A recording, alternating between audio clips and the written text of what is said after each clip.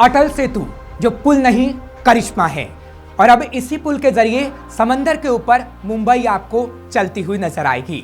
नमस्कार, मैं हूं आपके साथ हर्ष भारद्वाज। आप देख रहे हैं शेष भारत। पीएम मोदी ने पिछले दिनों एक वीडियो शेयर किया था जो अटल सेतु का था, जिसमें पीएम मोदी ने बताया था कि वो देश के सबसे लंबे सी ब्रिज अटल सेतु का उद्घाटन 12 तारीख को करने वाले हैं। जिसके बाद आज प्रधानमंत्री नरेंद्र मोदी ने देश के सबसे लंबे सी ब्रिज अटल सेतु का उद्घाटन कर दिया है। ये ब्रिज मुंबई से नवी मुंबई को जोड़ेगा। इससे 2 घंटे की दूरी का सफर 20 मिनट में ही पूरा हो जाएगा। दरअसल दिसंबर 2016 में पीएम मोदी ने इस पुल की आधारशिला रखी थी। पुल की कुल लागत 17,843 करोड़ रुपए है और अब इसका उद्घाटन प्रधानमंत्री नरेंद्र मोदी की तरफ से किया जा चुका है। दरअसल करीब 7 दशक पहले मुंबई से नवी मुंबई की दूरी कम करने के लिए समुद्र पर ब्रिज तैयार करने की संकल्पना की गई थी, यानी इस बारे में सोचा गया था, जिसके बाद अब इसे बना लिया गया है और अब अटल सेतु की हर जगह चर्चा हो रही है, क्योंकि अटल सेतु की खासियत इतनी है जिसको जानकर आप भी हैरान रह जाएंगे। तो चलिए सबसे पहले आपको इसकी खासियत के बारे में बताते हैं। अटल सेतु 21.8 किलोमीटर लंबा है। 17,840 करोड़ की लागत से ये तैयार हुआ है। 2016 के दिसंबर में इसकी आधारशिला रखी गई थी। अटल सेतु 16.5 किलोमीटर समुद्र पर तो 5.5 किलोमीटर जमीन पर बना है। इस पुल की क्षमता रोजाना 70,000 वाहनों की है।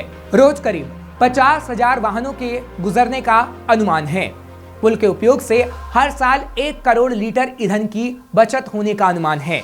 इसके अलावा अटल सेतु से प्रदूषण के स्तर में भी कमी आएगी। पुल को बनाने में 1,78,000 metric ton steel, 5,04,000 metric ton cement का उपयोग किया गया है।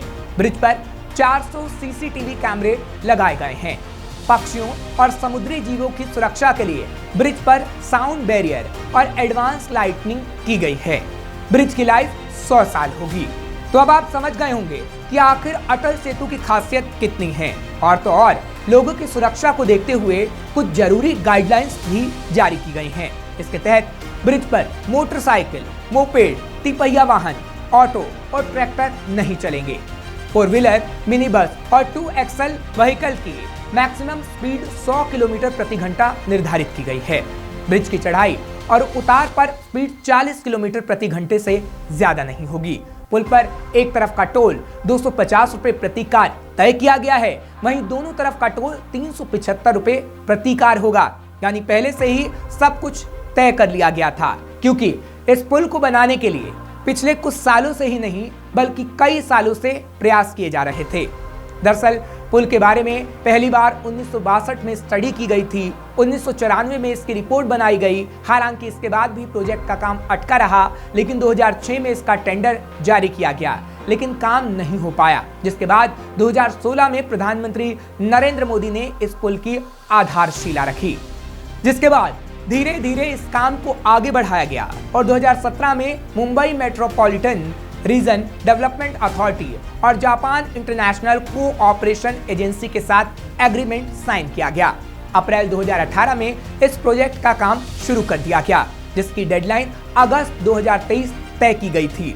प्रोजेक्ट को पूरा करने के लिए औसतन रोज 5,403 मजदूरों और इंजीनियरों ने काम किया है। पुल के निर्माण के दौरान 7 मजदूरों की जान भी गई, जिसके बाद अटल सेतु बनकर तैयार हुआ। तो पुल का निर्माण समुद्र तल से 15 मीटर की ऊंचाई पर किया गया है। इसके लिए समुद्र तल से 47 मीटर तक गहरी खुदाई करनी पड़ी। पुल के आसपास भाभा परमाणु अनुसंधान केंद्र और JNPT जैसे संवेदनशील एरिया हैं। इसे देखते हुए पुल के 8.5 किलोमीटर तक के हिस्से में नो एज बैरियर और 6 किलोमीटर के हिस्से में साइड बैरिकेडिंग की गई है। इसके अलावा पक्षियों और समुद्री जीवों की सुरक्षा के लिए ब्रिज पर साउंड बैरियर और एडवांस लाइटनिंग की गई है, जिसको और खास बनाता है। तो अटल सेतु इतना मजबूत है कि इस पर भूकंप, उच्च ज्वार और तेज हवाओं के दबाव का कोई असर नहीं होगा। इसका निर्माण एपॉक्सी स्टैंड्स वाले विशेष मटेरियल से किया गया है, जिनका उपयोग परमाणु रिएक्टरों के निर्माण के लिए किया जाता है। तो अब ब्रिज खुलने के बाद मुंबई से Navi Mumbai, Navi Mumbai airport, Mumbai Pune express, Mumbai Goa highway तक बगैर ट्रैफिक में फंसे पहुंचना बेहद आसान होगा। यानी ये कहा जा सकता है कि देश का सबसे लंबा ब्रिज कई मायनों में बेहद खास है। ऐसी और खबरों के लिए आप देखते रहिए श्रेष्ठ भारत।